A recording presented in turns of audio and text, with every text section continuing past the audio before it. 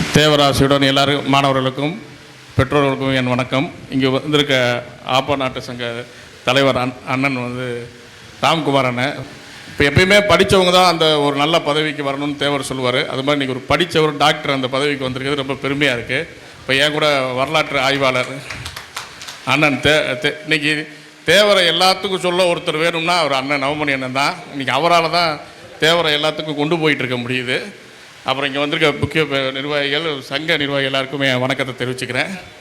அதாவது இன்றைக்கி இதை தொடர்பு படுத்தி வச்சுருக்கிறதே இந்த தேசிய தலைவன் தேவரோட வரலாற்றை நான் படமாக எடுக்கிறனால தான். அதுக்கு நான் ஒரு பெரிய நன்றியை சொல்லிக்குவேன் தேவருக்கு தான். ஏன்னா மாணவர்கள் சொல்லும் பொழுது மாணவர்கள் இன்றைக்கி எதிர்காலம் இன்றைக்கி சீரழிஞ்சு போது பார்த்துக்கிட்டு இருக்கீங்க. மாணவர்கள்ட்ட பெரும்பளவில் ஒழுக்கங்கள் குறைஞ்சிக்கிட்டு வருது. கல்வி கேட்குற நல்லா படிக்கிற மாணவர்கள் 30% தான் இருக்காங்க. 70% தவறான நடவடிக்கைகள், செல்ஃபோன், பல நடவடிக்கைகள், தவறான நடவடிக்கைகளில் மாணவர்கள் போய்கிட்டு இருக்காங்க. இப்போ மாணவர்களாக ஒழுக்கமாக வரணும்னா கண்டிப்பான ஒரு அடையாளமான ஒரு தலைவரை இன்றைக்கி எல்லா மாணவர்களும் படிக்க வேண்டிய அவசியம் இருக்குது. அப்படி எல்லா மாணவர்களும் படித்து 100% ஒழுக்கமான பாதையில் போடணும்னா அதுக்கு தேவர் ஒருத்தர் தான் அந்த தலைவரே.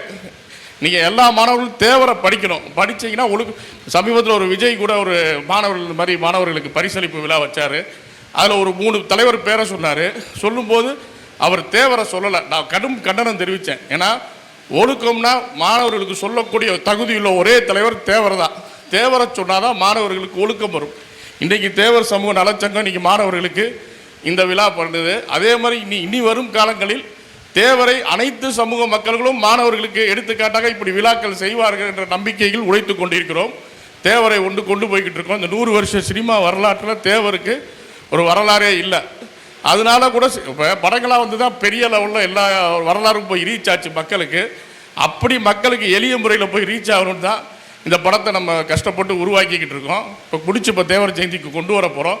கண்டிப்பான விலையில் அனைத்து பெற்றோர்களும் மாணவர்களை கூட்டிகிட்டு போய் தேவரோட வரலாறை காமிங்க. வீரமாகட்டும், கல்வியாகட்டும், ஒழுக்கமாகட்டும், எதாக இருந்தாலும் தேவர் மூலியமாக கற்றுக்கிற மாதிரி இருக்கும்.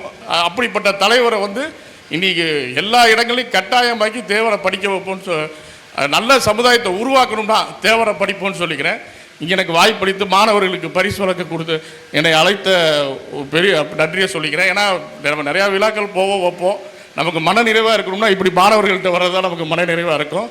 மாணவர்களுக்கு நன்றியை கூறுகிறேன். நன்றி, வணக்கம்.